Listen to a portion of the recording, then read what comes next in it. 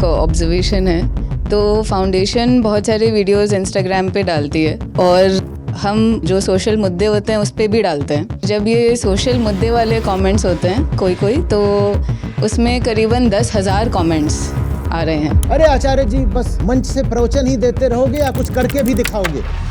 अरे आचार्य जी बस AC hall में बैठकर ज्ञान ही बांटते रहोगे या कुछ करके भी दिखाओगे?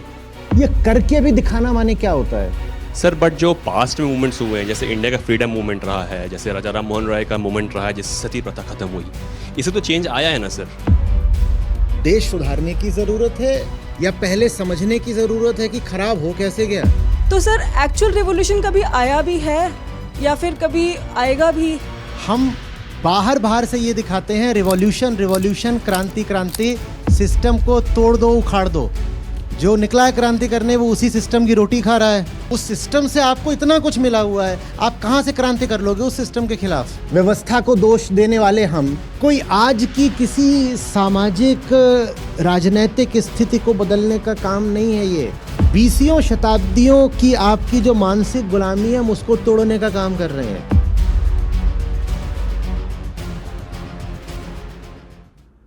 आचार्य जी क्वेश्चन नहीं है, एक ऑब्जर्वेशन है।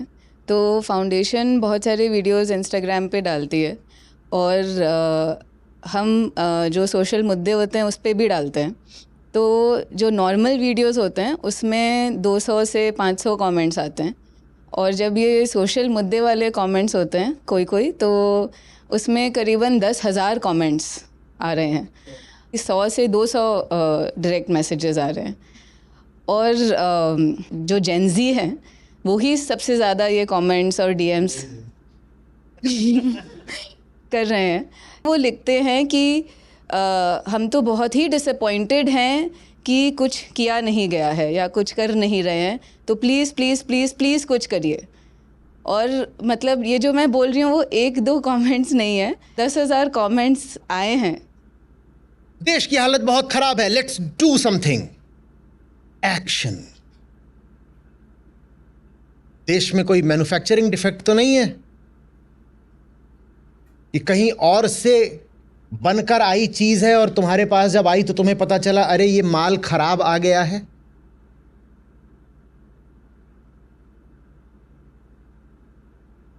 देश सुधारने की जरूरत है या पहले समझने की जरूरत है कि खराब हो कैसे गया? खराब तो हम ही ने किया है ना, पर वो समझना है ही नहीं, क्योंकि समझने में फिर हम वैसे नहीं रह जाएंगे जैसे हम हैं। तो तलाश यही रहती है, इंतजार यही रहता है कि किसी तरीके से बाहर कुछ रोमांचक उत्तेजक हो रहा हो तो बाहर की दिशा में झट से दौड़ लगा दें। लगाओ दौड़, रुकना नहीं है, ठहरना नहीं है, समझना नहीं है।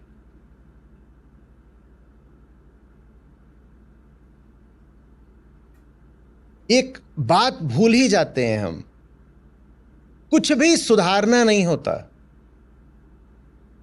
जो बिगाड़ने वाला होता है उसको रोकना होता है। सुधार अपने आप में कोई नया कर्म नहीं होता, सुधार बस पिछले कर्म के केंद्र की शुद्धि का नाम है। जिस केंद्र से तुम आज तक कर्म करते आए हो अपने पूरे पिछले समय में, उस केंद्र से काम करना बंद कर दो, सुधार तो हो ही जाए। कुछ सुधारने की जरूरत थोड़ी है। ब्रह्मांड अपने आप में बहुत सुधरी हुई जगह है, मनुष्य की ही दुनिया बिगड़ी हुई है। एक जंगल भी सुधार नहीं मांगता, नदी पर्वत समुद्र कुछ भी नहीं है जो सुधार मांगता हो। तो आपने सोचा कभी कि मनुष्यों की व्यवस्था को ही सुधार की जरूरत क्यों पड़ती है? क्योंकि मनुष्य अपने सारे काम, अपनी सारी चाल गलत केंद्र से चलता आया है। उस केंद्र को बदले बिना चाल की दिशा बदलने से स्थिति और खराब ही होगी, सुधरेगी नहीं। आप क्या सोच रहे हो? देखो मैं बताता हूं। पक्षी यहां फंसा हुआ है, यहां इस तल पर, ठीक है, यहां। उसकी जगह कहां है? आकाश में। वो फंसा हुआ है इस धरातल पर, उसकी जगह कहां है? वो पारंपरिक रूप से ऐसे चलता रहा है, बाएं की तरफ।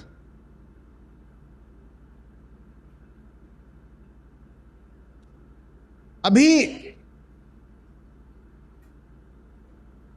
वो कह रहा है नहीं, आज तक हमने जो करा वो गलत था, अब हम दाएं चलेंगे। हो गया, आजाद हो गया, या गुलामी और गहरी हो गई?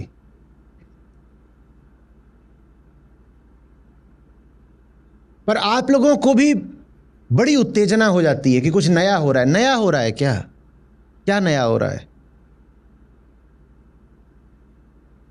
क्या नया हो रहा है? केंद्र वही है।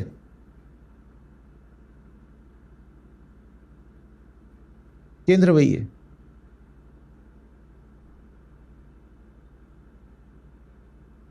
और ये नासमझी नहीं है, ये बेईमानी है। ये दाएं से बाएं का परिवर्तन सिर्फ इसलिए करा जा रहा है ताकि उड़ान ना भरनी पड़े। ये बेईमानी है।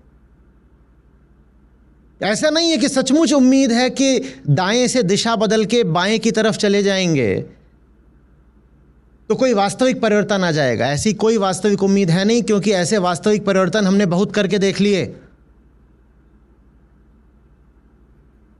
बस एक चीज पर अहंकार का हट है, ऊपर नहीं उठना है। ऊपर ना उठने के लिए वो दाएं बाएं आगे पीछे 360 डिग्री हर दिशा में चल के देख लेगा। इसलिए नहीं कि उसे उम्मीद है, इसलिए कि उसे हट है कि ऊपर नहीं उठना है। ये सब कुछ जो हो रहा है ये ऊपर न उठने की साजिश भर है। ऊपर नहीं उठना है। एक दिशा से दूसरी दिशा में चले जाएंगे। एक भीड़ का हिस्सा थे, अब दूसरी भीड़ का हिस्सा बन जाएंगे। जिसको सचमुच कुछ बदलना होता वो यहां सत्रों में मौजूद होता ना।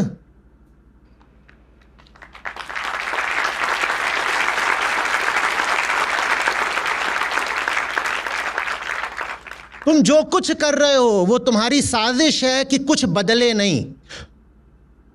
और बदले तो अधिक से अधिक क्या बदले कि कुर्सी वही पुरानी रहे, तंत्र वही पुराना रहे, कुर्सी पर बैठने वाला बदल जाए। कुल इतना बदलना चाहते हो तुम।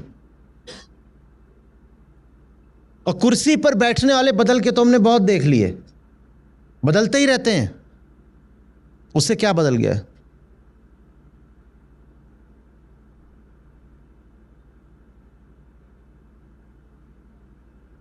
कल जिसको कुर्सी पर बैठाते हो 2-4 साल बाद उसी को तुम ही गाली देते हो। आज जिनको कुर्सी से उतारना चाहते हो उनको कुर्सी पर बैठाया किसने है? तुम ही ने तो बैठाया है। तुम नहीं बदलोगे तो कुर्सी पर जिसको भी बैठाओगे वो तुम्हारे ही जैसा तो होगा। पर ये नहीं समझ में आना। कहेंगे चलो बदलो।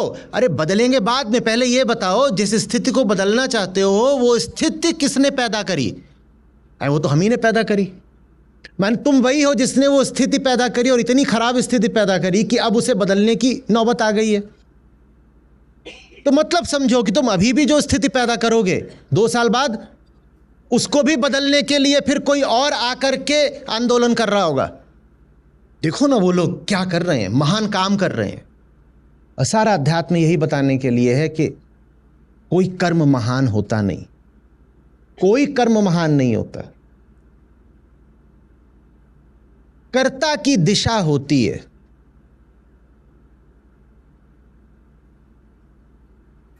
बस उसी पर ध्यान रखना होता है। अहंकार अपने मिटने की दिशा में बढ़ रहा है या जो कर रहा है उससे और फूल जाएगा। तब जेंजी हाथ उठाएं, चलो।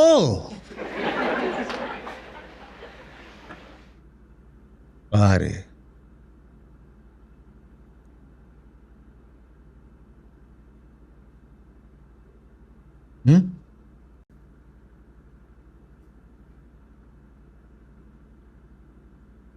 सुना करो क्या नहीं कहा जा रहा।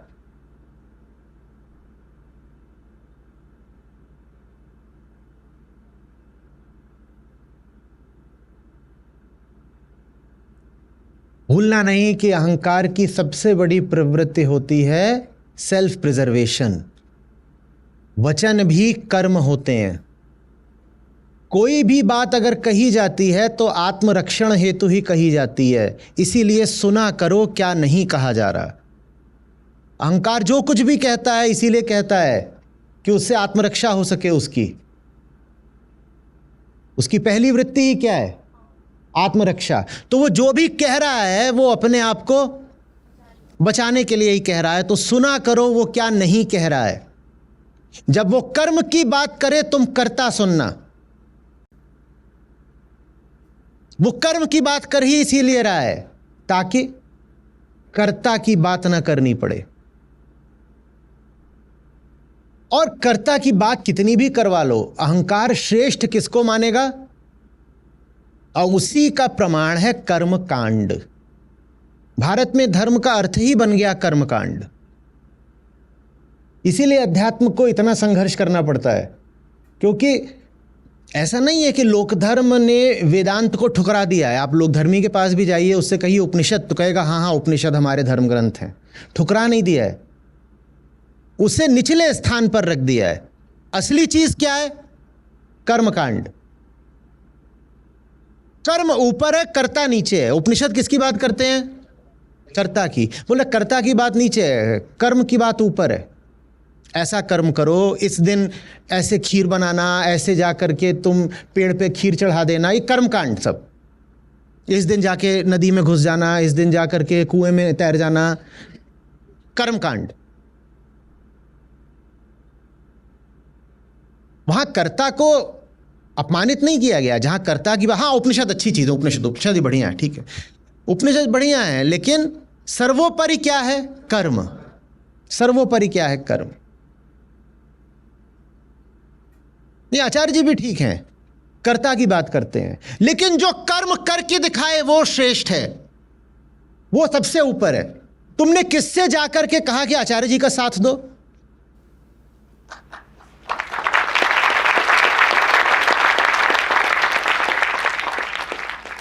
तुमने किससे जाकर कहा? तुमने कहां जाकर शोर मचाया कि दुनिया का सबसे जरूरी काम तो कर्ता को देखना है, वो काम आचार्य जी कर रहे हैं। तुमने किससे जाकर कहा कि आचार्य जी का साथ दो? किसी से नहीं कहा। पर कर्म तुम्हारी दृष्टि में भी श्रेष्ठ है, क्योंकि सबके सब कर्मकांडी बैठे हो यहां पर। ये कभी प्रश्न कौंधा? कभी कौंधा? आपने जलसा जुलूस निकाल करके कब जाकर के किसी सेठ जी को, बाबा जी को, नेताजी को, अभिनेता जी को घेरा कि तुम चलो और आचार्य जी का साथ दो? कभी घेरा? और साथ दो माने साथ कोई मुझे जुलूस तो निकालना नहीं है, साथ दो माने आओ गीता में बैठो। कभी घेरा किसी को? क्योंकि आप भी वही हो जैसी परंपरा रही है कि कर्म श्रेष्ठ है और कर्ता की बात बाद में कर लेंगे। बात मैंने तार्किक ना बोली हो तो बताइएगा। ये कितनी विचित्र बात नहीं है? इतनी जगहें होती हैं जहां हजारों लोग रोज इकट्ठा होते हैं, न जाने कितनी ऐसी जगहें हैं। हर शहर में होती हैं वो जगहें, हर प्रांत में होती हैं वो जगहें। आप वहां कभी जाकर कहते हो कि ये सब छोड़ो, उठो चलो, वहां गीता सत्र हो रहा है वहां चलकर बैठो? आप कभी बोलते हो क्या? नहीं बोलते, क्योंकि आपका भी जो अपना हिडन वैल्यू सिस्टम है वो कर्मवादी ही है। अरे आचार्य जी बस मंच से प्रवचन ही देते रहोगे या कुछ करके भी दिखाओगे? सुना ना ये? अरे आचार्य जी बस एसी हॉल में बैठकर ज्ञान ही बांटते रहोगे या कुछ करके भी दिखाओगे? ये करके भी दिखाना माने क्या होता है? करके भी दिखाना माने क्या? Explain, explain. क्या करके दिखाना है? करके दिखाना माने क्या होता है? करके दिखाना माने क्या होता है? अहंकार सुनना ही नहीं चाहता, जानना ही नहीं चाहता है कि देश दुनिया बिगाड़ी किसने। वो बस कह रहा है चलो कुछ करके दिखाते हैं, सब सुधर जाएगा। और क्यों कुछ करके दिखाते हैं? ताकि बाहर जब कुछ करके दिखाएं तो भीतर जो है वो बचा रहे।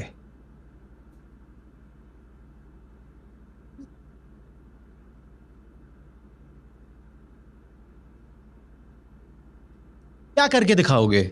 कौन करके दिखाएगा? हम करके दिखाएंगे। व्यवस्था को दोष देने वाले हम। और अभी पढ़ रहा था कि भारतीय रेल से करोड़ों रुपए के जानते हो क्या चोरी हुए हैं? कंबल और तकिए।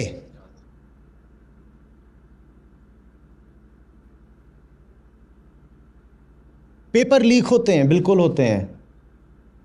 एक बात बताना, पेपर लीक के खिलाफ वो भी आक्रोश जताते हैं क्या जिन्होंने वो लीक्ड पेपर खरीदा था? वो भी आके कहते हैं व्यवस्था मुर्दाबाद, व्यवस्था मुर्दाबाद। वो भी कह रहे हैं क्या?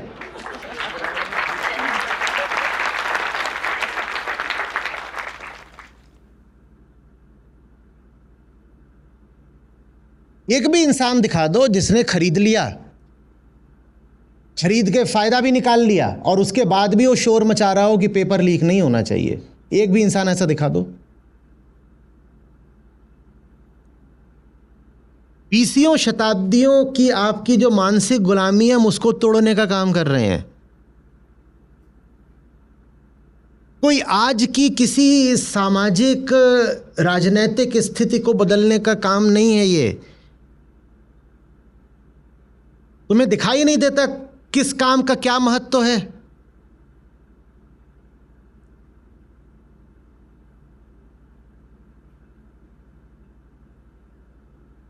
कोई तुलना नहीं कर पाते।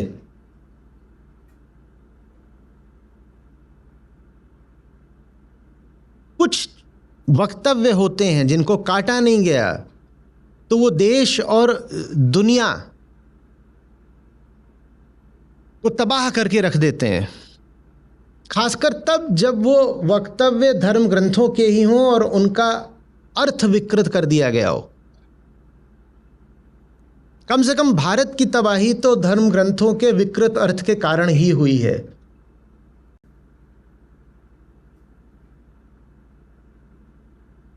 वो जो पूरी धारा रही है तबाही की, हम उस धारा को रोकने का काम कर रहे हैं। हम कोई ऐसा काम नहीं कर रहे हैं कि जो बस आज ही उपयोगी रहेगा। हम वो काम कर रहे हैं जो आज से 500,000 साल बाद भी उपयोगी रहेगा।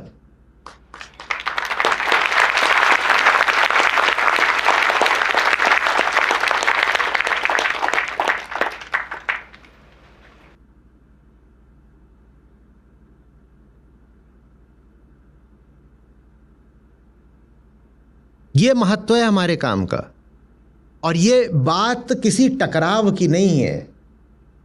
ये बात ऊंचे को ऊंचे का सही स्थान देने की है।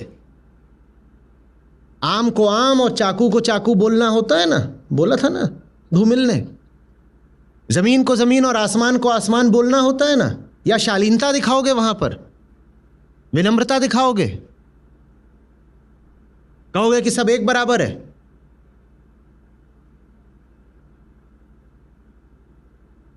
जिन्होंने ये कह दिया, देखो न जाने कब किसने ये कहा था, पर जिन्होंने भी ये कह दिया उन्होंने कुछ ऐसा काम कर दिया कि ये यहाँ वैश्य बैठे हों, उधर शूद्र बैठे हों, इधर महिलाएं बैठी हों, वो आज भी उनके कथन का दंश भुगत रहे हैं। अब बोलो उस कथन से लड़ूं कि नहीं लड़ूं? और बताओ कि उस कथन से लड़ने से ज़्यादा ज़रूरी कोई काम है? और कितनी ताकत होगी उस कथन में कि कोई बात आज से 2000 साल पहले कही गई थी, पर उस बात ने आज भी भारत के दसियों करोड़ लोगों को जकड़ रखा है। सोचो वो कितना ज़बरदस्त कथन होगा, कितनी उसमें ताकत है और उससे लड़ना कितना ज़रूरी है।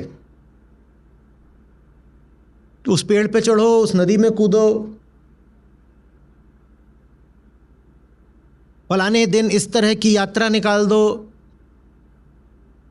ऐसा तिलक लगाओ, ऐसे सिंदूर पहनो, ये वाली माला, और न जाने क्या क्या होता है। मैं तो अब उस इकोसिस्टम से ही दूर हूं, तो मुझे तो बहुत पता भी नहीं चलता, आप बेहतर जानते हैं।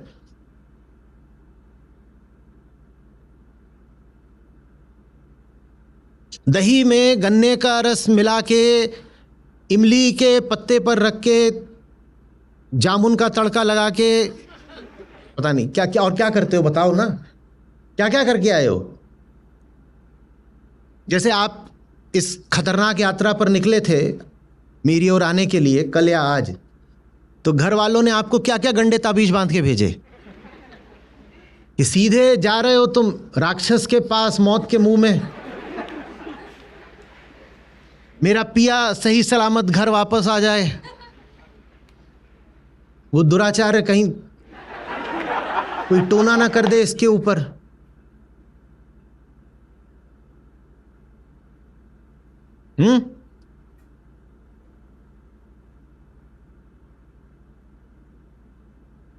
पक्का पता, अभी सबकी जेब झाड़ी जाए, 2-4 के तो नींबू मिर्च गिरेगी ही गिरेगी। निकलते हुए अम्मा ने पीछे से डाल दी थी, बुरी नजर से बचेगा। ये होता है, ये अंजाम होता है इस तरह के वक्तव्यों का। भारत में धर्म का मतलब ही बन गया कर्म। आप बड़े बड़ों से आके पूछेंगे धर्म माने क्या, वो बोलेंगे कर्म, और कर्म से आशा क्या होता है, यही इंटीग्रेटेड सिस्टम का मतलब होता है कि तुम किसी एक हिस्से को दोष नहीं दे सकते। तुम नहीं कह सकते कि व्यवस्था का एक हिस्सा ही अलग से या विशिष्ट रूप से सड़ा हुआ है। वास्तव में तुम किसी एक हिस्से की ओर उंगली दिखा करके खुद को बस ये जताना चाहते हो कि तुम सड़े हुए नहीं हो। तुम उधर को उंगली दिखा करके ये जताना चाहते हो कि तुम सड़े हुए नहीं हो। भाई ये लोकतंत्र है। यहां पर ईश्वर का भेजा प्रतिनिधि राज नहीं करता। तुम्हें जिस व्यवस्था से इतनी समस्या है वो व्यवस्था तुम्ही ने चुनी है, तो बताओ सड़ा हुआ कौन है? अजीब। तुम आज किसी को वोट दो और 2 साल बाद आंदोलन करो और कहो कि उखाड़ना उखाड़ना है, तो पहले तुम जवाब दो, तुमने वोट क्यों दिया था? पहले तुम जवाब दो। भाई डिक्टेटरशिप तो है नहीं। बाकायदा तुम जाते हो, तुम ही वोट डालकर आते हो, तुम ही अपनी सरकारें चुनते हो, और फिर तुम कहते हो तो तुम जवाब दो ना। कि कितना जवाब मांगूं? अगर ये पूछने चला गया कि लोकसभा चुनाव में क्या करा था, तो मुझे तुमसे ये भी पूछना पड़ेगा कि जिंदगी के हर चुनाव में क्या करा था। और इसीलिए तुम इस मुद्दे पर आना ही नहीं चाहते कि चुनने वाला कौन है, क्योंकि तुमने सिर्फ किसी व्यक्ति को या मंत्री को गलत नहीं चुना है, तुमने अपनी जिंदगी में सब कुछ गलत चुना है। इसीलिए तुम उस मुद्दे को बिल्कुल अवॉइड करना चाहते हो। तुम कहते हो वो बात मत करो। तुम कह रहे हो बदलना है, मैं कह रहा हूं अगर बदलना है तुम्हें सब कुछ बदलना पड़ेगा। तुम्हें तो खुद को ही बदलना पड़ेगा, तुम्हें अपनी नौकरी ही बदलनी पड़ेगी, क्योंकि सब चुनने वाले तो, या तुम ये कह रहे हो कि तुम्हारा बस एक चुनाव गलत हो गया है, बाकी सारे चुनाव सही हैं? चुनने वाले तुम ही हो, और अभी भी ये तुम ही चुन रहे हो कि कुछ बदलना है। तो जैसे तुम्हारे सारे चुनाव गलत थे, वैसे ही बदलने का चुनाव भी गलत है। पर इतना गहरे जाना नहीं चाहते। तुम कह रहे हो नहीं नहीं नहीं, आप कहाँ बातों में इतना दूर दूर तक ले जा रहे हैं। असली बात तो ये है कि सिर्फ एक जगह गलती है, उसको बदल देते हैं तो ठीक हो जाएगा। मैं कह ही नहीं रहा कि एक जगह गलती नहीं है। हाँ, जिस जगह की ओर तुम उंगली दिखा रहे हो वहां भी सब सड़ा हुआ है, बिल्कुल सड़ा हुआ है, मानता हूं। लेकिन जिधर को तुम उंगली नहीं दिखा रहे वो जगह ज्यादा बड़ी है और ज्यादा केंद्रीय है, और सारी सड़न की शुरुआत उस जगह से होती है जहां को तुम उंगली नहीं दिखा रहे। वो सारी सड़न तुम्हारे ही भीतर से शुरू हुई है, तुम किसी और को क्या बदलने जा रहे हो? पर अहंकार अपनी ओर नहीं देखना चाहता। वो किसी एक क्षेत्र में बदलाव करके सोचता है अब जिंदगी बदल जाएगी, दुनिया बदल जाएगी, भारत स्वर्ग हो जाएगा। ऐसे नहीं होगा। बल्कि तुम ये सब करके अगर कहीं कोई सार्थक बदलाव का काम हो भी रहा है तो तुम उस काम में भी बाधा डालते हो। तुम्हारा काम सिर्फ अनुपयोगी नहीं है, घातक है।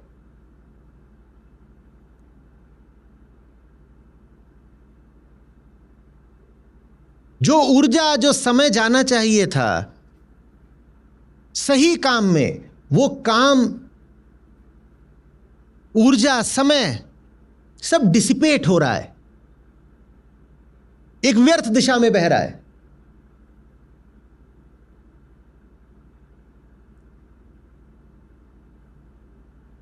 साधारण प्रवृत्ति होती है ना दोषारोपण की।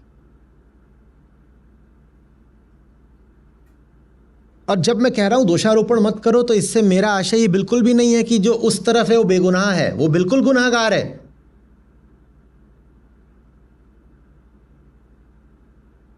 बेशक वो गुनहगार है, पर तुम ये भी तो बता दो उस गुनहगार को उस ऊंचे आसन पर बैठाया किसने? बताओ ना।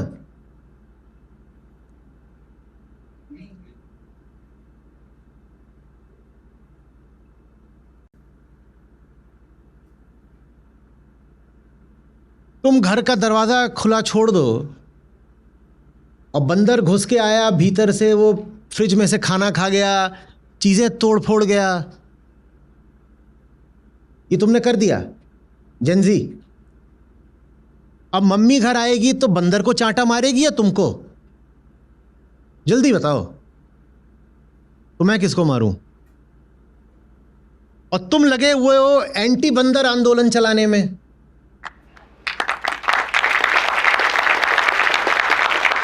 मैं पूछ रहा हूं बंदर के लिए दरवाजा किसने खोला? वो तुम बताना नहीं चाहते, वो तुम बात नहीं करना चाहते, क्योंकि फिर बात निकलेगी तो दूर तलक जाएगी। फिर दरवाजा कैसे कैसे खुलता है, किसके किसके लिए खुलता है और कब कब खुलता है, सारी बातों के तुम्हें जवाब देने पड़ेंगे। इसीलिए तुम कह रहे हो बंदर को मार देते हैं।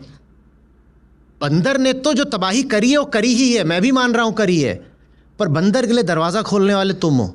और तुम 100 तरह के अलग अलग बंदरों के लिए अलग अलग समय पर दरवाजा खोलते ही रहते हो। मैं जवाब तुमसे चाह रहा हूं, वो जवाब तुम देना नहीं चाहते। तुम कह रहे हो नहीं नहीं हम ठीक हैं, वी आर इंडिविजुअल्स, हम इंटेलेक्चुअल्स हैं, हम रेशनल्स हैं, हम देख लेंगे अपनी जिंदगी। अभी तो बस सिस्टम के एक हिस्से में सड़न पैदा हो गई है, हमें उस हिस्से को एड्रेस करना चाहिए। नमस्ते सर। बट जो पास्ट में मूवमेंट्स हुए हैं, जैसे इंडिया का फ्रीडम मूवमेंट रहा है, जैसे राजा राम मोहन राय का मूवमेंट रहा है जिससे सती प्रथा खत्म हुई, इससे तो चेंज आया है ना सर? नहीं, देखो वहाँ पर भी सबसे पहले एजुकेशन रखी गई थी सामने। सिर्फ नियम बना देने से चेंज नहीं आ गया है। एजुकेशन हुई है तब चेंज आया है। वरना भूलना नहीं कि लोकतंत्र है, यहाँ पर तुम कोई लेजिस्लेशन ला ही नहीं सकते लोगों की सहमति के बिना। लोग एजुकेटेड नहीं है तो तुम्हारा लेजिस्लेशन चलेगा ही नहीं, चलेगा ही नहीं। ये तुम्हें किसने, कौन से इतिहास में तुम्हें पढ़ा दिया गया है? Raja Ram Mohan Roy was a great educator. Brahmo Samaj क्या था? इसीलिए विद्या विद्या दोनों जरूरी। तुम्हें क्या लगा राजा राम मोहन रॉय लॉन्ग मार्च किया करते थे? वो पढ़ा रहे हैं बैठा के लोगों को, और पढ़ाने में उन पे बड़े बड़े फिर इल्ज़ाम भी लगे। वो जो बदलाव ला पाए वो प्राथमिक तौर पर एजुकेशन के कारण ला पाए। जहां एजुकेशन नहीं है वहां कोई बदलाव नहीं ला सकते आप। गांधी जी ने भी कांग्रेस की सदस्यता से इस्तीफा ही दे दिया था। अपनी जिंदगी के आखिरी 15-20 साल उन्होंने, मालूम है ना क्या करा है? वो जब आए तो बोले पॉलिटिकल एक्शन करूंगा। ठीक है, शुरू करा उन्होंने, चंपारण गए, उसके बाद हम जानते ही हैं एक के बाद एक और फिर छोड़ दिया। बोले ये लोग जब तक नहीं सुधरेंगे तब तक कोई बात नहीं बनेगी। बोले मैं गांव जा रहा हूं, इनको पहले जीने की तमीज़ सिखाऊंगा। भीतर से गंदे हैं, बाहर से गंदे हैं, जाति प्रथा, छुआछूत, अस्वच्छता, इन सब में हमारे गांव बिल्कुल अटे पड़े हैं। बात आ रही है समझ में? उसके बिना बोले कि बोले उसके बिना कौन सी आजादी, क्या फायदा? और टैगोर गांधी से भी एक कदम आगे निकल गए। बोले देखो इंसान जब तक जगा हुआ नहीं है ना, तब तक उन्होंने कहा कि ऐसी आज़ादी जो चरखा काट कर आती है, मैं उसकी कोई कीमत नहीं मानता। वो भी कर्मकांड हो जाएगी एक तरह का।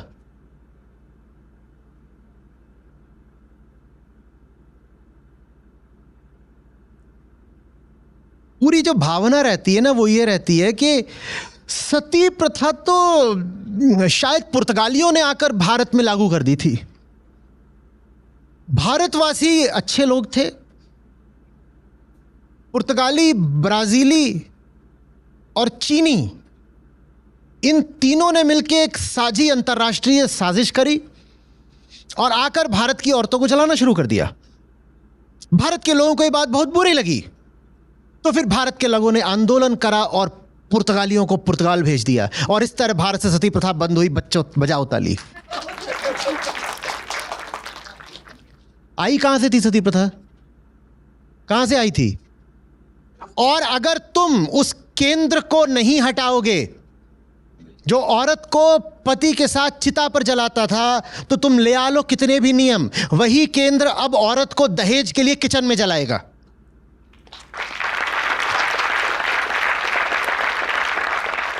बस तुमने नियम ला दिया तो जलाने का तरीका बदल जाएगा। औरत अभी भी जलेगी। और भूलना नहीं कि जितनी औरतें सती में जली, उससे ज्यादा औरतें दहेज के लिए किचन में जली, क्योंकि तुमने केंद्र तो बदला ही नहीं ना। बिना शिक्षा के कुछ नहीं बदलता। आदमी जब तक भीतर से वैसा ही है जैसा है, तुम बाहर कर लो जितने आंदोलन करने हैं, जिसको जलना है वो अभी भी जलेगा। सबसे पहले तो नमस्ते आचार्य जी। आपको देख के सामने से मुझे बहुत अच्छा लग रहा है। आपकी किताबें पढ़ती हूँ, आर्टिकल पढ़ती हूँ, बट सामने से देख के काफ़ी अच्छा लग रहा है। क्वेश्चन पूछने का मौका मिला तो और भी प्रसन्न हूँ। तो मैंने अपनी ग्रेजुएशन जो है वो जवाहरलाल नेहरू यूनिवर्सिटी से करी। तो अब हमारी यूनिवर्सिटी में जो हमारा प्रोटेस्ट करने का तरीका है और जो पॉलिटिक्स को लेकर के एक्टिविटी वहाँ पे होती है, मैंने भी करा अपने ग्रेजुएशन में। भूख हड़ताल करना हो, मार्च पर जाना हो या प्रोटेस्ट करना हो। तो अभी जो सिचुएशन चल रहा है एजुकेशन सिस्टम को लेकर के, तो अगर मैं आपसे पूछूं कि एक सही तरीका क्या होगा प्रोटेस्ट करने का, एक सही तरीका या सही मार्ग क्या होना चाहिए, तो आपके नज़रिए में? एक माइक उधर हो, एक माइक इधर हो, डिबेट और ले दनादन, बस यही है। तो डिबेटिंग नहीं, डिबेटिंग नहीं हो रही है यहाँ पर। देन यहाँ क्या हो रहा है आप बताइए ना। देन कॉन्वर्सेशन भी नहीं हो रहा है। आप यहाँ सीखने बैठे हो। क्वेश्चन बस यही है जो हम यहाँ कर रहे हैं। इससे बड़ा प्रोटेस्ट इतिहास में नहीं हुआ है। Thank you, I got my answers. आप प्रोटेस्ट के नाम पे जो करते आए हो वो बच्चों का खेल है। असली प्रोटेस्ट ये है जहाँ इतिहास की धारा ही बदल दी जा रही है। पर आपके लिए प्रोटेस्ट है ही सिर्फ तब जब नारे लगे, ढपली बजे, किसी को विलन घोषित किया जाए, कहा जाए कि you caused me hurt and now you shall pay for it. आपके लिए प्रोटेस्ट तब है।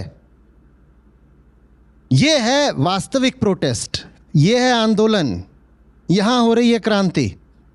पर चूंकि यहां क्रांति उन नामों, उन रंगों, उन लक्षणों के साथ नहीं हो रही है जिनके आप अभ्यस्त हैं, तो आपको समझ में ही नहीं आता कि ये क्रांति। आप भी किसको डिबेट बोल रही थी, कन्वर्सेशन बोल रही थी। ये कन्वर्सेशन नहीं, रिवॉल्यूशन है।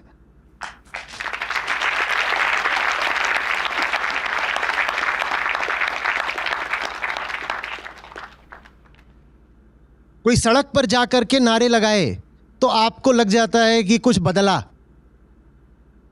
यहां घरों के भीतर जिंदगियां बदल रही हैं, तो कहीं छपता नहीं ना। कोई मीडिया वाला घुसेगा नहीं किसी किचन में और जा कर के नहीं पूछेगा कि आपकी ज़िंदगी बदली क्या, तो इसीलिए आपको पता ही नहीं लगता। और मीडिया वाला भी क्यों नहीं पूछेगा, क्योंकि अगर ये जाहिर हो जाए कि असली क्रांति तो घरों के भीतर आ रही है, तो मीडिया वाला जो कुछ कर रहा है अपनी मीडियाबाजी के नाम पर, उस पर सवाल खड़ा हो जाएगा कि जब असली क्रांति व्यक्ति के भीतर आती है तो तुम सड़कों पर कहाँ क्रांतियां खोजने निकल पड़े बंधु। मुझे सड़कों वाली क्रांति से कोई समस्या नहीं है, पर भूलना नहीं कि सड़क पर जो बंदा आता है वो घर से ही तो निकल कर आता है ना। अगर मैंने उसको घर में ही नहीं बदला तो वो सड़क पर क्या बदल गया? जो घर में वैसा ही है जैसा वो सदा से घर में रहा है, जो घर में आज भी वैसा ही है जैसा 1000 साल से वो अपने घर में रहा है, वो सड़क पर क्या बदल जाएगा? तो सड़क वाली क्रांति का क्या मोल है फिर, अगर घर में ही क्रांति नहीं हो रही तो? और घर में क्रांति कैसे होगी अगर दिल में नहीं हो रही है? तो जो दिल में क्रांति होती है उसी का नाम आत्मज्ञान होता है।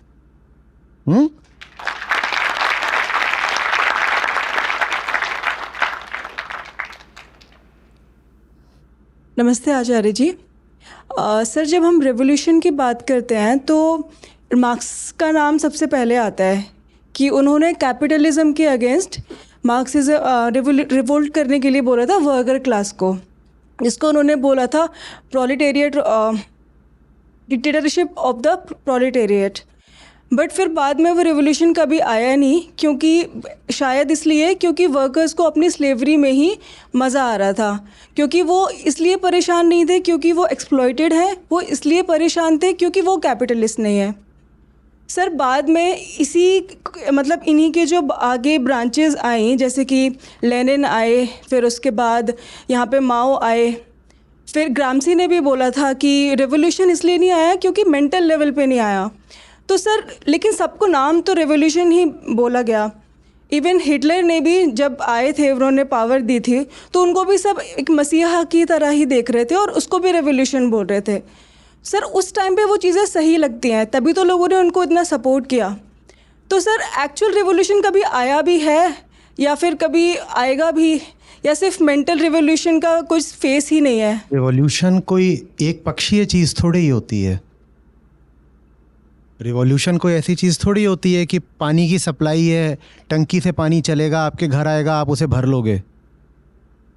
रिवॉल्यूशन में जो रिवॉल्यूशनरी मासेस हैं उनकी पूरी सहभागिता चाहिए होती है ना। सबसे बड़ा है रिवॉल्यूशन, उपनिषद हैं, तो क्या हो गया? आपको पढ़ना ही नहीं है तो कुछ हो जाएगा? कुछ हो जाएगा क्या? मार्क्स भी क्या है, फिलोसोफर हैं, और मार्क्स ने जो फिलॉसफी दी है उससे कहीं ज़्यादा बेहतरीन, उम्दा, गहरी फिलॉसफी बहुत पहले दी जा चुकी है। बहुत अच्छी, बहुत सुंदर फिलॉसफी दी जा चुकी है। तो रिवॉल्यूशन कहाँ आ गया उससे?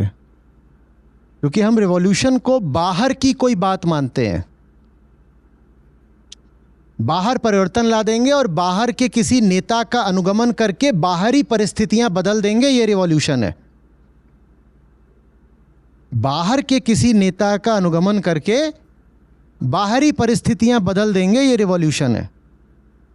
वास्तविक रिवॉल्यूशन लाने वाली फिलॉसफीज, आईने तो कब से मौजूद हैं। महात्मा बुद्ध हैं, बहुत बड़ी क्रांति हैं, पर नहीं हो पाए सफल। क्यों नहीं सफल हो पाए? क्योंकि उन्हें कोई अपनी ज़िंदगी थोड़ी रिवॉल्यूशनाइज करनी थी। आपकी ज़िंदगी में रिवॉल्यूशन आएगा नहीं तो आपको तय करना है। वन वे स्ट्रीट थोड़ी है रिवॉल्यूशन। ये बुद्ध की टंकी से पानी चला, आपने भर लिया, ऐसे थोड़ी हो जाती है क्रांति।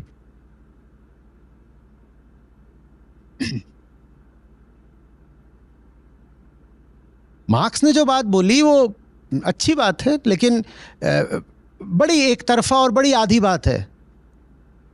उसको सीधे सीधे बोला जाए तो आप ही उससे इनकार कर दोगे कि ये कैसी बचकानी बात है, मैं ही नहीं मानती। वो बोल रहे हैं कि इंसान अपनी क्लास का गुलाम होता है। आपकी पूरी चेतना क्लास कॉन्शियसनेस होती है। आप जिस वर्ग में पैदा हुई हैं, जिस देश में, जिस काल में पैदा हुई हैं, जैसी आपकी परवरिश हुई है वैसी ही आपकी चेतना हो जाएगी, और अब आप पूरी ज़िंदगी अपनी चेतना के अनुसार ही व्यवहार करोगे। ये कोई बात है? ये कोई बात है? और जो अलग अलग क्लासेस हैं उनमें सदा एक वर्ग संघर्ष रहेगा।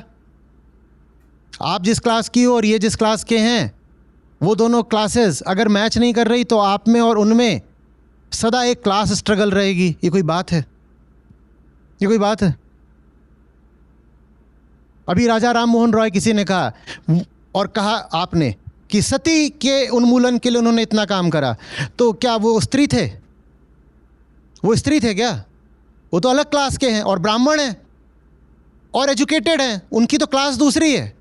मार्क्स के हिसाब से तो राजा राम मोहन रॉय को ब्राह्मणवादी सोच का होना चाहिए था और स्त्रियों का शोषक होना चाहिए था। मार्क्स से आप पूछते राजा राम मोहन रॉय, तो मार्क्स कहते ये ब्राह्मण है, ये पुरुष है और ये पढ़ा लिखा है और इसके पास पैसा भी है, तो इसको तो निश्चित रूप से स्त्रियों और शूद्रों का शोषक होना चाहिए। ऐसा हुआ क्या? मार्क्स खुद मार्क्सिज्म के खिलाफ एक प्रमाण है। मार्क्स खुद पढ़े लिखे हैं, तो मार्क्स तो खुद ही फिर एक्सप्लॉइटर क्लास को बिलोंग करने चाहिए ना। मार्क्स ने खुद कभी लेबर नहीं किया, मार्क्स लेबर क्लास के तो है ही नहीं। मार्क्स को तो कमा कमा करके उनके दोस्त देते थे, मार्क्स बैठ के किताब लिखते थे। तो मार्क्स को तो खुद फिर एक्सप्लॉइटर होना चाहिए, पर मार्क्स तो एक्सप्लॉइटर नहीं थे। तो मार्क्स की जो पूरी बात है क्लास कॉन्शियसनेस की, वो एक सीमित कॉन्टेक्स्ट में तो फिर भी लागू होती है। वो सीमित कॉन्टेक्स्ट क्या है? उस शताब्दी का यूरोप का जो कैपिटलिस्ट फैक्ट्री प्रोडक्शन मॉडल था, वहाँ पर बस उतने पर मार्क्स की बात लागू होती है, उसके आगे मार्क्स की बात लागू ही नहीं होती।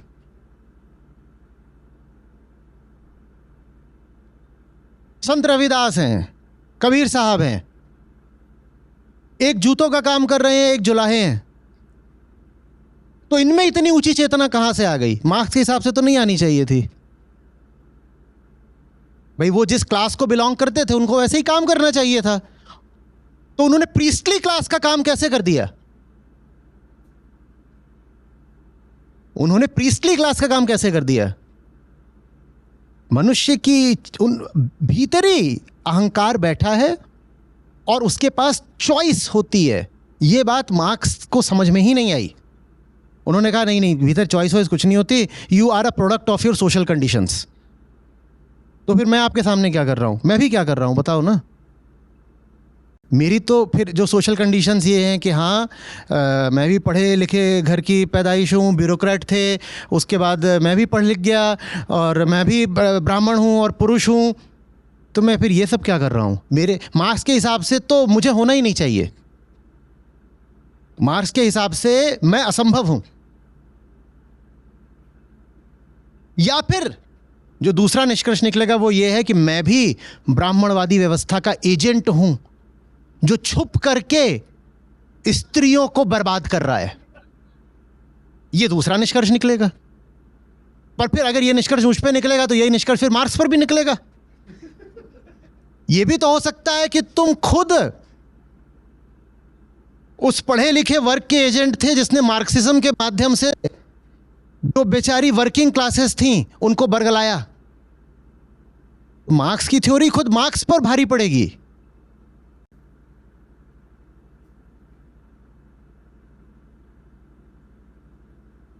बात आ रही समझ में? हाँ, बाहरी जितनी भी स्थितियां होती हैं उनका हम पर प्रभाव पड़ता है, बिल्कुल पड़ता है, लेकिन हमारे भीतर भी कोई बैठा हुआ है चुनने वाला। इसीलिए एक ही परिस्थिति का अलग अलग लोगों पर अलग अलग असर मिलता है, क्योंकि भीतर बैठा है कोई जो चॉइस करता है। मार्क्स के पूरे दर्शन में उस भीतर वाले के लिए कोई जगह ही नहीं है, कोई जगह नहीं है। बात आ रही है समझ में? एक सिंपलिस्टिक मॉडल है जिसमें कह दिया गया है ये क्लास ये एक्सप्लॉइटर होती है, एक्सप्लॉइटेड होता है, इनमें ऐसे होगा, फिर रिवॉल्यूशन आ जाएगा और फिर अल्टीमेटली ऐसा ऐसा हो जाएगा। और जो रिवॉल्यूशन वो चाहते थे वो रिवॉल्यूशन भी कभी नहीं आया। इंटरनल रिवॉल्यूशन तो छोड़ दो, एक्सटर्नल रिवॉल्यूशन भी कभी नहीं आया। जब एक्सटर्नल रिवॉल्यूशन भी नहीं आया तो जो बाद के जितने मार्क्सिस्ट थे उन्होंने पैचवर्क करा, पैबंद लगाए। जिन्होंने फिलॉसफी पढ़ी है, मार्क्सिज्म पढ़ा है, वो जानते हैं। तो उन्होंने फॉर एग्जाम्पल वैनगार्ड इंटेलेक्चुअल की बात करी। उन्होंने कहा देखो वर्किंग क्लासेस में रिवॉल्यूशन लाने के लिए भी जो इंटेलेक्चुअल क्लासेस हैं उसमें से किसी को निकल के आना पड़ेगा। अब ये कौन सी बात हुई? ये तो मार्क्स ने कभी बोला नहीं था, पर ये बाद में पैचवर्क किया गया। हाँ, इस तरह के बहुत सारे पैचवर्क हैं। जैसे जैसे मार्क्सिज्म दिखता गया कि फेल हो रहा है, तो बाद के मार्क्सिस्ट इंटेलेक्चुअल्स ने उसको जस्टिफाई करने के लिए कई तरीके के एड ऑन्स लगाए, अपेंडिक्स लगाए मार्क्सिज्म की किताब के पीछे और पन्ने जोड़े, ताकि रहे कि नहीं नहीं थ्योरी अभी साबुत है। वो थ्योरी, किसी भी थ्योरी में अगर मनुष्य की सार्वभौम चेतना और चुनाव के लिए स्थान नहीं है तो वो एक मैकेनिस्टिक थ्योरी है। उसमें फिर मनुष्य को नहीं डिस्क्राइब किया जा रहा, उसमें मशीन्स को और ऑर्डर को डिस्क्राइब किया जा रहा है। प्रेम उदाहरण के लिए मार्क्सिज्म में डिफाइन ही नहीं हो सकता। प्रेम की कोई डेफिनेशन ही नहीं हो सकती वहां पे, क्योंकि वहां तो बस क्लास रिलेशंस हैं। प्रेम कैसे डिफाइन करोगे? और मनुष्य, पुरुष और स्त्री के बीच का जो होता है वो तो तुम फिर भी कर लो। जो मार्क्सिस्ट फ्रेमवर्क है उसमें मैन वुमन रिलेशनशिप को भी ट्रांजैक्शनल मानकर तो फिर भी आप चलो डिफाइन कर लोगे। लेकिन किसी संत का उसके प्रियतम के प्रति जो प्रेम होता है उसको तुम मार्क्सिज्म में कैसे एक्सप्लेन करोगे? पिया मोरे जागे मैं कैसे सोई रही, अब इसका एक मार्क्सिस्ट एक्सप्लेनेशन दे दीजिए, है ही नहीं।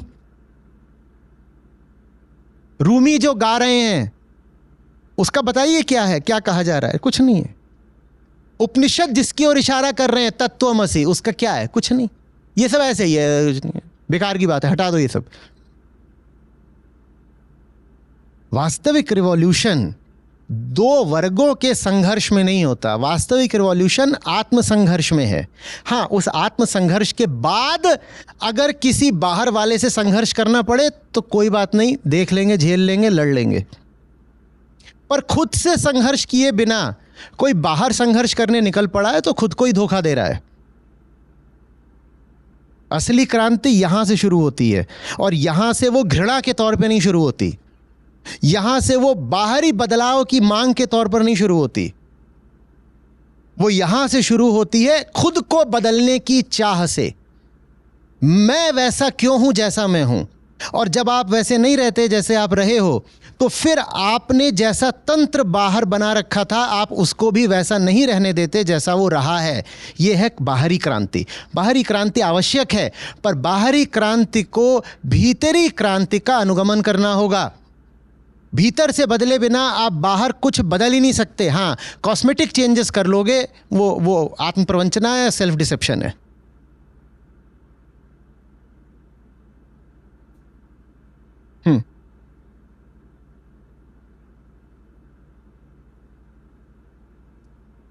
और कुछ कह रहे हो आप अभी? माइक दीजिए। तो सर इस पूरी बात से हम ये समझ सकते हैं कि बिना प्यार के रेवोल्यूशन पॉसिबल ही नहीं है फिर तो। यही है। बहुत बढ़िया, बहुत बढ़िया। Thank you. यही है। प्रणाम आचार्य जी। तो ये बात तो समझ में आई कि कोई भी चेंज अगर आना है तो बिना आत्मबोध के पॉसिबल नहीं है। टुडे द सिचुएशन इज़ कि हमारे पास जो टूल है वो दिया हुआ है वो डेमोक्रेसी में every mind is measured equally, जो कि रियल केस नहीं है। अगर देखें इंडिया का तो एक लार्ज पॉपुलेशन अभी भी अनएजुकेटेड है। आत्मबोध तो छोड़िए, नॉर्मल उनके पास बेसिक राइट्स के लिए लड़ रहे हैं। वो for them there is a huge dependency on the power या सत्ता, जो क्या पॉलिसी चेंजेस लाएंगे उससे उनकी लाइफ पे इफेक्ट पड़ता है। बट उन्हीं को पावर दी हुई है उन्हें चुनने की। तो ये एक बहुत बड़ा ऐसा लगता है विशियस साइकिल है। जैसे गीता का ज्ञान है अभी भी बहुत एक लिमिटेड तबके तक ही पहुंचा हुआ है, उस क्लास तक पहुंच पा भी नहीं रहा है। तो ये साइकिल ब्रेक होने का क्या फैक्ट है, कैसे ये चेंज? ज्ञान कम लोगों तक पहुंचा हुआ है क्योंकि ज्ञान के अपने पाँव नहीं होते ना, पाँव आपके पास हैं। और ज्ञान बहुत लोगों तक पहुंच सकता है, उसका प्रमाण आपके सामने खड़ा है।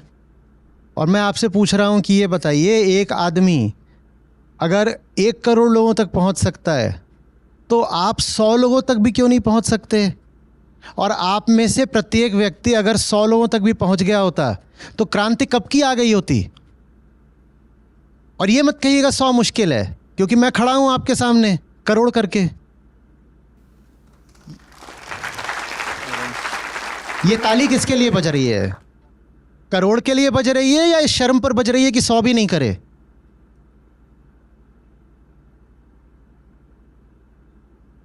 ज्ञान अपने पांव से चल के फैलेगा क्या? मसल आपके पास है, मुंह आपके पास है, टांगे आपके पास हैं, फैलाना आपको पड़ेगा ना। और लोकतंत्र, बिल्कुल आप ठीक कह रहे हो, बिना ज्ञान के बहुत अंधा हो जाता है, क्योंकि लोकतंत्र का मतलब है इंसान चुनेगा। अब जो चुनने वाला है वही अगर अंधा है तो उसका चुनाव तो अंधा होगा ही ना। जो चुनने वाला है उसको आंखें दिए बिना, उसके मुंह पे पानी मारे बिना, उसने जिसको चुना, मैं उसके खिलाफ नारे लगाऊं तो ये तो बात अलोकतांत्रिक हो गई। फिर तो हम कह रहे हैं कि डेमोक्रेसी ही हटा दो। अगर लोकतंत्र रखना है तो उसको सही चलाने का एक ही तरीका है कि जो वोटर है वो जागृत होना चाहिए, और उसको जागृत करा जा सकता है। नींद बेहोशी में तो वैसे भी दुख है। जागृति कठिन भले ही है पर स्वभाव है और संभव भी है। एक आदमी जान लगाए तो काफी कुछ हो सकता है, सबने मिलकर लगाई होती तो बड़ी से बड़ी क्रांति आ चुकी होती, अब तक 2 साल पहले आ गई होती। और सड़क पर निकलने से मुझे कोई ऐतराज नहीं है, निकलेंगे सड़क पर अंधों को सड़क पर छोड़ोगे तो दुर्घटनाएं ही होंगी। पहले आंखें तो खोल दूं, उसके बाद बोलूंगा ना कि निकलो सड़कों पर। या बेहोश लोगों को बोलूं कि जाके स्लीप वॉकिंग करो सड़कों पर, जैसे सब कर रहे हैं तुम भी करो, ये बोलूं?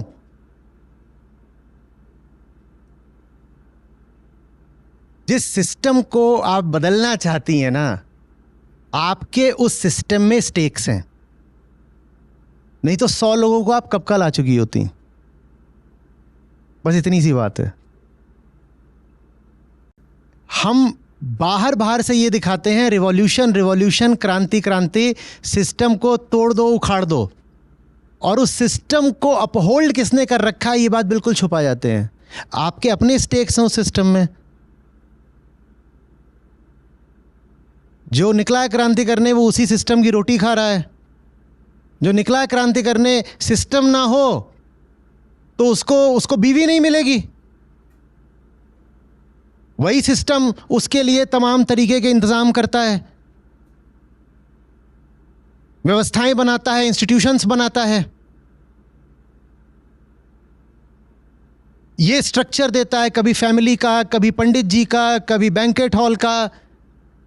उस सिस्टम से आपको इतना कुछ मिला हुआ है, आप कहां से क्रांति कर लोगे उस सिस्टम के खिलाफ? कैसे कर लोगे? फ्रांस में क्रांति हुई थी तो वहां पर एक मस्त नज़ारा देखने को मिलता था। किसी जगह हुआ होगा क्रांति, वहां कोई 1 साल की बात नहीं थी, लंबी, तो किसी शहर की बात।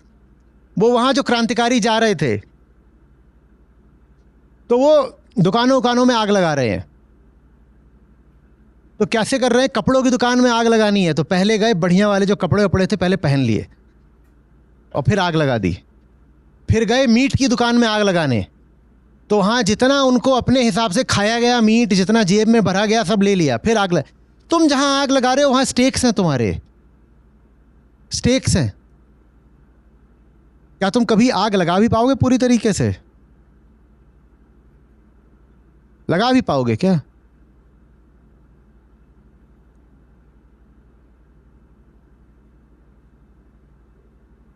तुम जिस मंत्रालय के खिलाफ विद्रोह करना चाहते हो उसी में तुम्हारा बाप नौकरी करता है। और उसी बाप ने जो घूस खाई है उससे तुम्हारी बहन का दहेज जाने वाला है।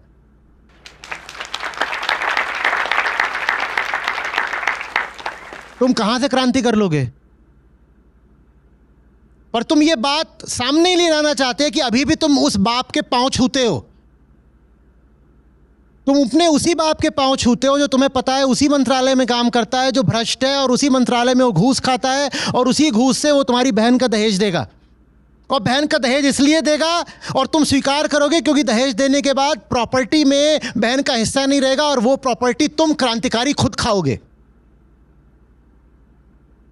और तुम निकले हो सड़क पे क्रांति करने। जिस व्यवस्था के खिलाफ तुम क्रांति कर रहे हो उस व्यवस्था में तुम्हारे बहुत बड़े बड़े स्टेक्स हैं बेटा।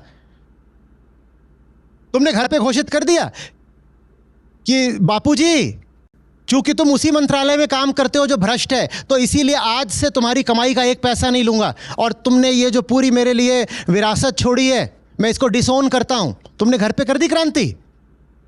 बताओ ना। सब सरकारी मंत्रालयों को तुम भ्रष्ट बोलते हो, भ्रष्ट है भी, बिल्कुल माना। और उन्हीं से तुम्हारे घर की रोटी चलती है। सबसे पहले तो रोटी खाना बंद करो। रोटी खानी बंद करी? नहीं, निकलने से पहले और मम्मा आज ना खूब सारे पराठे खिला देना, आज क्रांति करने जा रहा हूं। और वो पराठे उसी मंत्रालय की घूस के हैं जहां आप तुम आग लगाने जाना चाहते हो। अंधविश्वासी तुम खुद भी हो। मुहूर्त देख के घर से निकलोगे झंडा लेके, और अगर उसी अंधविश्वास के दम पर सरकारें बनती और गिरती हो तो तुम कर लोगे क्रांति। मैं इनकार नहीं कर रहा कि सार्थक क्रांतियां नहीं हो सकती, और मैं बिल्कुल नहीं कह रहा हूं कि सार्थक क्रांतियां उबल करके सड़कों पर नहीं आ सकती। पर ऐसी क्रांति जो सड़क तक ही सीमित हो, न घर तक पहुंचे, न हृदय से शुरू हुई हो, ऐसी क्रांति किसी काम की नहीं होती।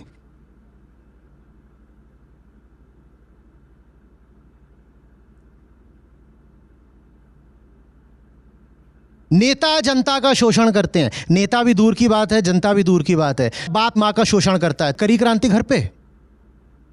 जीजा बहन का करता है या बहन जीजे का शोषण करती है, करी क्रांति? घर पे काम वाली बाई आती है, किसी और जात की है, किसी और जात की है, तो कहते हैं बाकी सब जगह कर देना, पर घर के मंदिर में हम खुद पोछा लगा देंगे। घर पे करी क्रांति?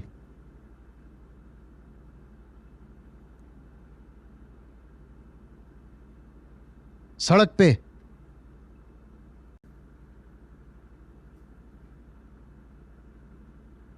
आपको खुशी होगी इस नाते जो हमारी अपनी ऐप है जिसमें हमारे गीता और बाकी सब कार्यक्रम चलते हैं। यहाँ पर बुद्ध हैं, गीता है, उपनिषद हैं, अष्टावक्र हैं। ये मुझे मिले, मेरी ज़िंदगी बदली, ये तुम्हें मिलेंगे, तुम्हारी ज़िंदगी भी बदलेगी। सच पूछिए तो मतलब लाखों नहीं तो कम से कम हज़ारों ज़िंदगियाँ तो हैं जो बिल्कुल बदली हैं।